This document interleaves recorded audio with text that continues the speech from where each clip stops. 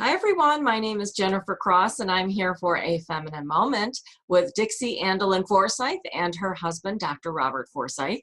And so we're going to be answering questions today that come off our Facebook closed group. And one of the questions was from a woman who asked, can the fascinating womanhood principles be applied to your parents? Absolutely. Right.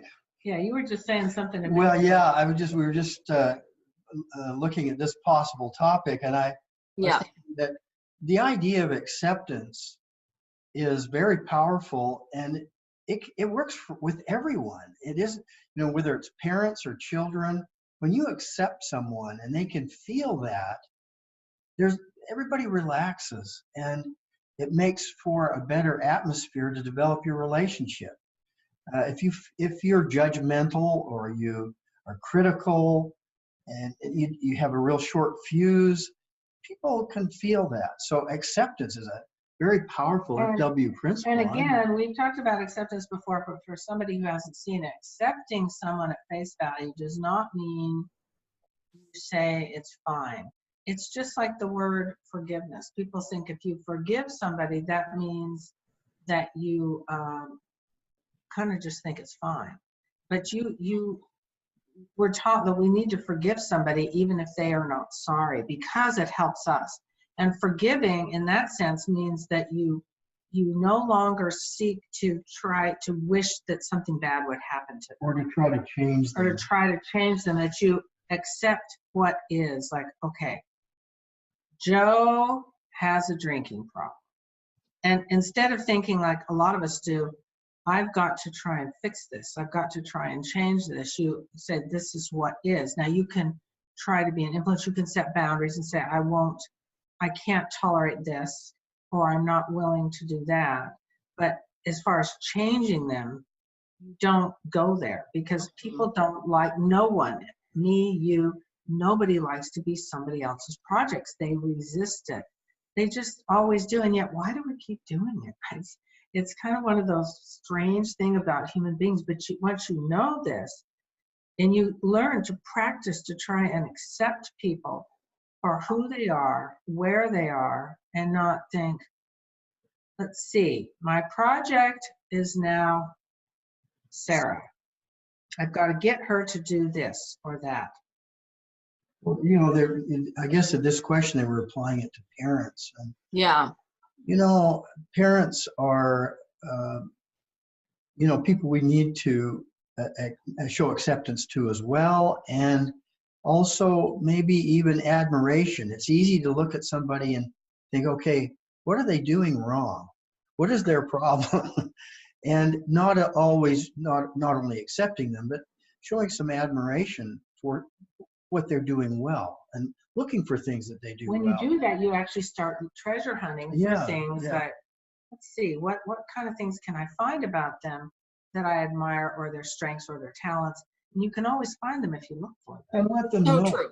And let them know it. Sometimes we think of something, we'll notice somebody, maybe a parent, doing something well, but we don't say it. We just kind of notice it. And it's really powerful to say, I noticed that you treat the pet very, very lovingly, even though they may not be that nice to some of the family, but they really treat the pet well, and you can compliment them on that. And I found that what you compliment tends to either increase or get stronger, So I remember a friend of mine a guy that I worked with actually, but he became a good friend. He said when he was a boy, he grew up in England. He was actually a British, a person that had come over here from Britain, and he liked to wear hobnail boots. It was kind of a style back then. They were real noisy and scratchy, and his mother was constantly after him. He says his grandmother said something to him that changed his life. She said, Scotty, I've noticed that you walk so well. And he said he started lifting his feet more and trying to walk better after that. Just that little acceptance and that little appreciation that he got from her, rather than his mother's. You stop doing that, stop dragging your feet, stop scratching the floor, or some, you know, and constantly on him like that, that acceptance. And that, you know, I mean, parents respond to this just like anybody else. Anybody, right. Right. My comment toward this would be, I know, having read Fascinating Womanhood since the early 90s, okay, but not really putting the principles in place till 2007, my shame. But the big change happened when I started the Love Book, and I began to look for the positive and then write it down and revisit it and then remark on it.